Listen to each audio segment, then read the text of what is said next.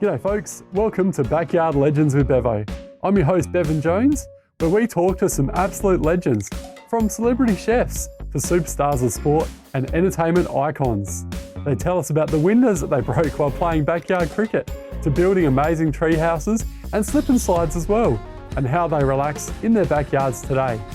So pull up your deck chairs, put your feet up and get ready for some ripping stories.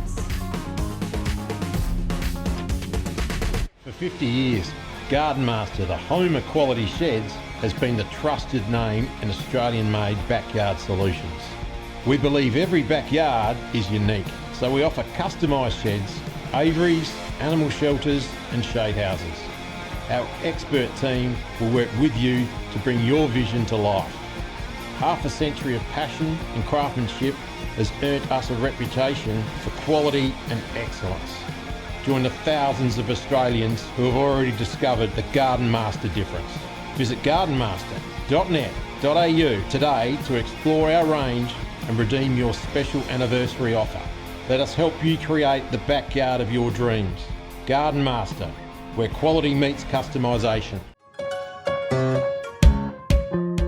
Biddy O'Loughlin, welcome to Backyard Legends with Bevo. Thank you so much. It's great to have you on the show. Now, this year's been unbelievable for you. We'll get in a moment to the controversy that's been happening in the last couple of months to yourself. But before that, though, what's been happening in 2024? Because you've been very busy. I have. I went over to America at the start of the year.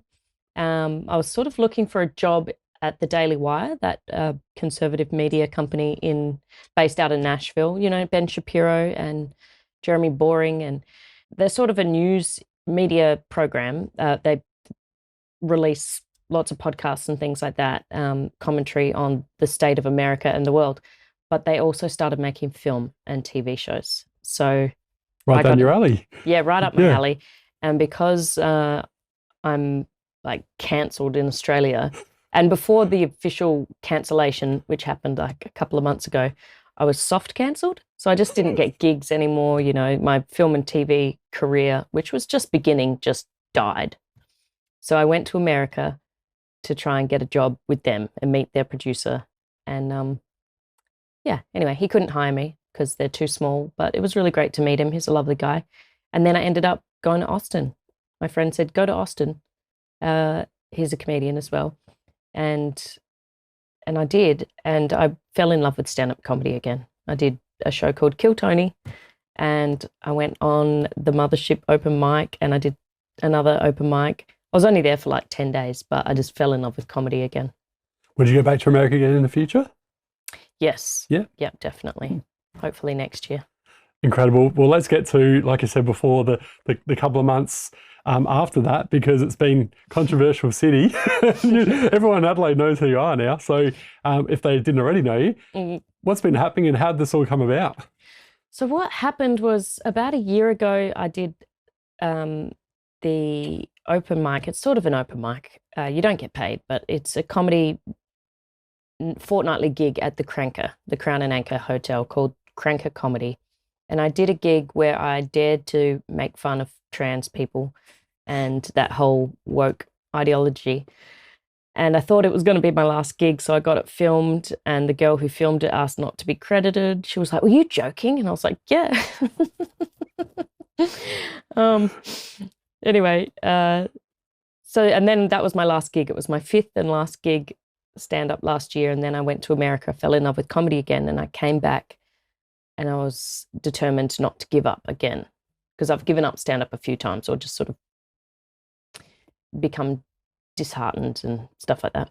Anyway, so I came back and I did the open mic at the Rhino Room every Monday, and then I just got more gutsy, and I did my trans material. Rhino told me I can't do that material, so I was censored, and then the only place I wasn't censored was the Crown and Anchor, so I kept trying out those bits there.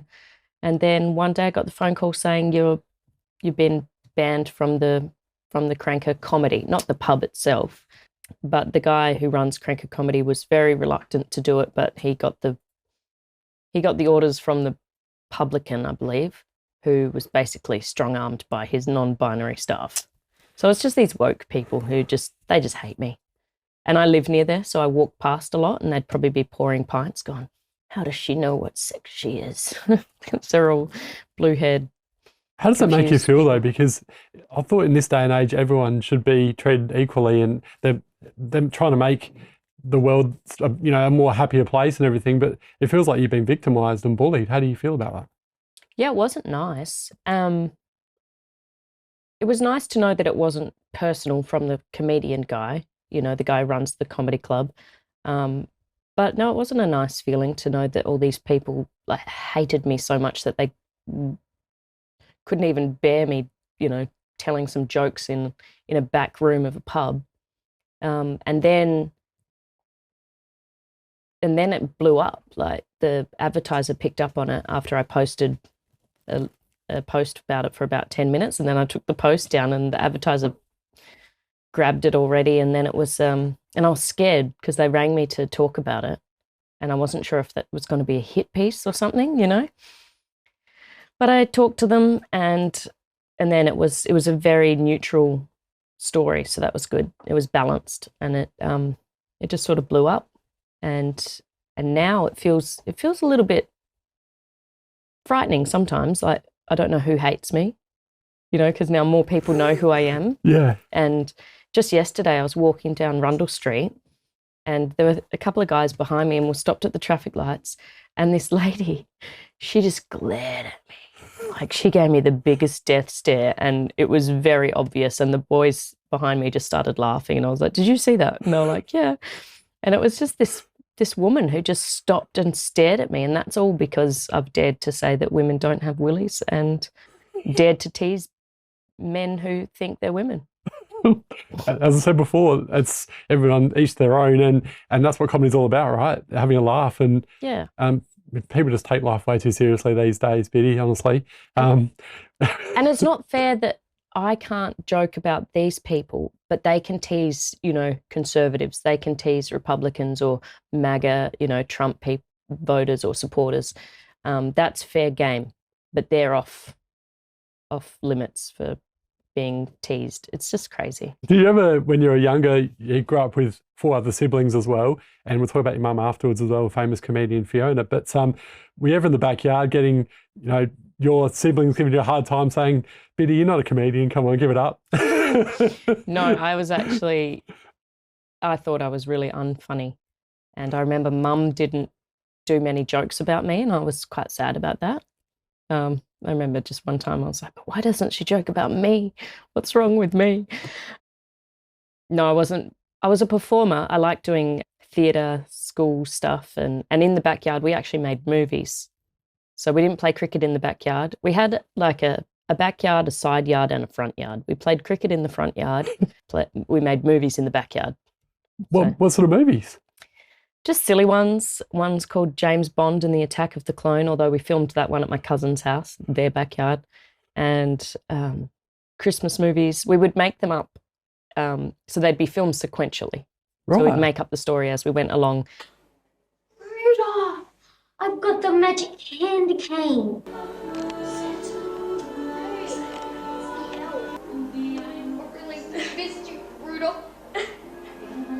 And we filmed on these old, VHS cameras or the little mini tapes. So you'd have to rewind it if you made a mistake. And we would try to do that, but a lot of the time there'd be bits of bloopers within the movie. That's incredible. It was really fun. It was really fun. Are you my cellmate? What's it to you? I need to know my fortune. Well, I could tell you, I suppose, if you gave me some money.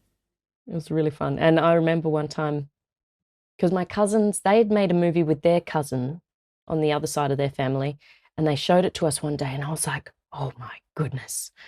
Like my mind was just blown. I was like, we can do this. Dad's got a camera. And that's when I sort of fell in love with making movies. Oh my God, he took my head. Was your mum an inspiration for that as well? No, she was just funny and on stage a lot. So she wasn't really in the movies. I mean, we did make a Heinz Soup commercial when she was at the height of her fame. But no, my dad was more into films than Mum. Right. Yeah. So where did that love of comedy, begin for you? And when did you sort of feel like, yeah, I want to give this comedy thing a crack? Well, I was in Ireland, and I told you this story again, but I'll tell you. Yeah, Tell you it's again. such a good story. I was in Ireland on exchange, and I was trying to get into their theatre at the university I was on exchange at. I was trying to get into their theatre shows, and they'd already been cast, and I had this urge to perform, and I sort of knew the comedians who were running this club from the Melbourne Comedy Festival. So I asked them for a spot one time, and I did 5 minutes of comedy, and I thought it would be the last time I ever did comedy. But at the same time, I had the guts to do it because nobody would know who my mum was there, except for the comedian who ran the club. But so I did it, and then after that 5 minutes of comedy, thinking nobody knew who my mum was, there was an Australian comedian in the audience. He said, "Oh, so do you know Fiona O'Loughlin?" I was like, "Yeah, pretty intimately." It came out of her vagina. Although I didn't actually, I was a cesarean. Yeah, so then I was doing comedy in Ireland for about a year and a half, and I don't know, it took off, and I was all right at it from the get-go. I wasn't great, but I wasn't terrible when I got the bug. I got hooked pretty quickly, and I was getting paid within a year. It's incredible. Cool. Yeah. What about your other siblings? Were they into comedy as well, or was it just yourself? No, some of the others were into performing, doing shows and stuff. I don't think any of them have tried comedy, but a lot of us, were involved in the filmmaking in the backyard. It's amazing. And we would put on plays at the local theatre. There was a little tin shed theatre in Alice Springs. It's still there. It's called the Totem Theatre, and it's my favourite theatre in the whole world. It's this little tin shed that is on the bank of the Todd River, which is basically a riverbed, not a river. And I would say it's my globe. Like Shakespeare had his globe on the bank of the Thames. That's my Globe Theatre. And I put on a play there when I was 18, straight out of high school. I wrote and directed a full-length musical using the music from Oklahoma. And then I just changed the lyrics, and I wrote a different play around it. And I remember being in the wings, looking up at the corrugated tin roof, and I didn't give myself the main part because I needed to attract actors, and sometimes you get people by giving them big roles. Yes. Yes. So I was playing a smaller part, and I was in the wings listening to the first act, and I heard people laughing at the jokes that I'd written. And I looked at my best friend, his name is Jim Black, we're the same age, and he just looked at me and he went, "I told you, Biddy." And I looked up at the tin roof and I prayed, and I said, "Please, God, just let me do this forever." I'll never forget that prayer. It's incredible. And any rehearsals like in your backyard growing up, or even now, do you like to sort of go out there and practice in the backyard? I don't have a backyard, unfortunately. I've got a balcony. Yep. But it's good being in a secure building when half the city hates you. When I was a kid, I would have imaginary games in my head in the backyard. Right. And my mum actually thought I was rehearsing for a play because I was sort of speaking out loud, muttering under my breath, but I was actually talking to my imaginary friends and having adventures. Like we saved a princess one time. There were dragons, and I was just pretty out there with my imagination. I don't know what that means. I think that means I don't know, have a good imagination. I think it's a good thing. Obviously, it helps with your comedy as well, no doubt, and your other performing. Yeah. You mentioned before off air that you used to build tree houses as well, and cubby houses and that sort of thing. Tell us more about that. We had some forts. My older brother, he was really into history and stuff, so he was quite fascinated by, armies, and he built he got us to build a fort, and we had a war with some kids down the street.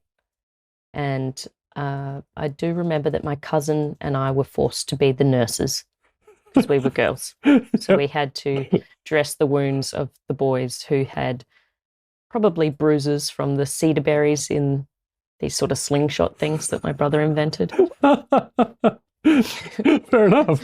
Yeah. The joys of being a young kid, hey? Yeah. Yeah. Hey folks, do you love your footy? Are you over 35 and want to be part of something very special on Anzac Day in 2025 in Gallipoli? Well, check this out. The Slugs plan to play men's and women's games here at this soccer ground, the closest to the Gallipoli battlefields during the 2025 commemorations. The idea to make it spectacular, to fill this entire area with Aussie Anzac pilgrims. Vincent Malia tours with the Southern Slugs. Footy, he says, is perfect to honour the Diggers. They would love it, I'm sure, because it's bringing Australia over there, isn't it?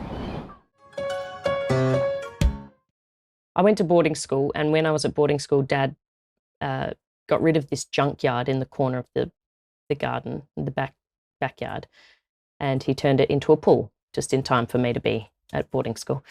But anyway, it was the junkyard, and we would just get bits and pieces from there. We called it the junkyard, and it just had bits of wood and bits of tin and bricks and things, and we would just get them and build them build the forts or the cubby houses around trees.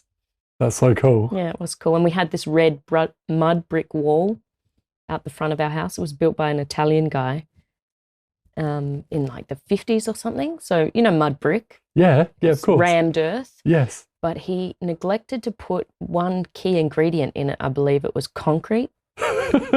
So it kind of, when we played cricket, actually, we played cricket in the front yard, and that's where the red mud brick wall was. And we would hit we'd hit the cricket ball into the wall all the time, so much that there was a hole in the wall from where most of the hits went. I guess it was a 4 or something, not a 6. Yeah.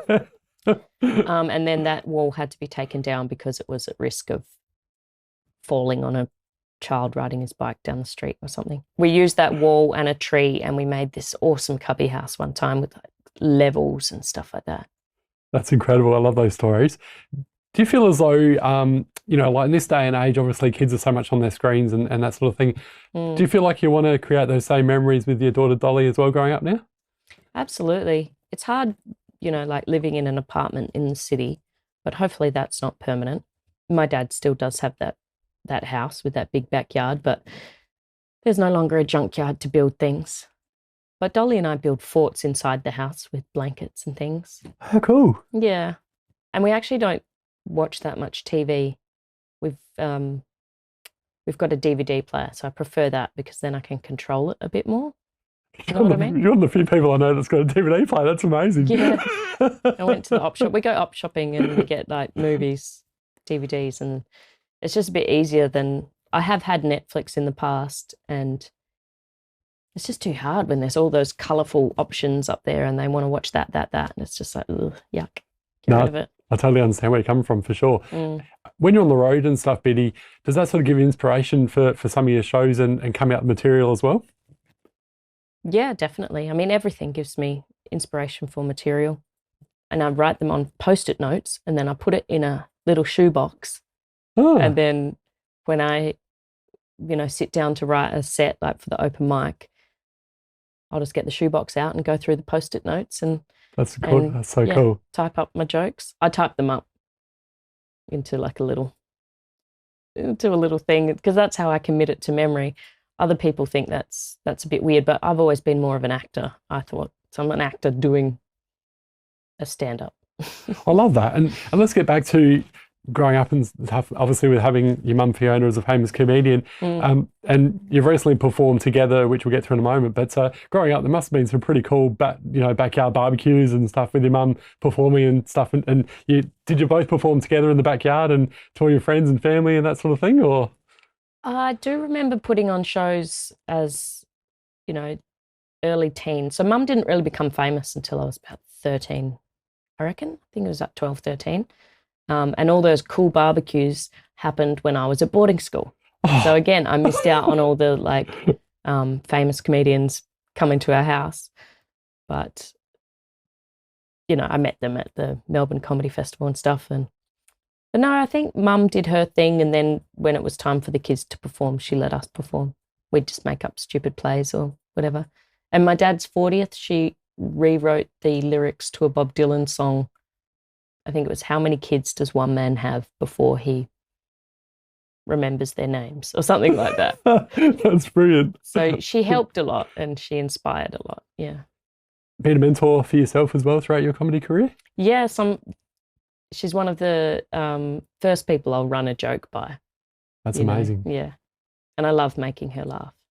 Performing together, that must have been pretty special. We've had a couple of performances together. It actually came about because a guy had booked Mum for a big gig at the Gov, and I can't remember why. It was a few years ago. She couldn't do it, and he asked me if I'd step in place for her, and I did. And it was just really funny. I opened the show with something like, I know what some of you must be thinking. Gee, Fiona looks good.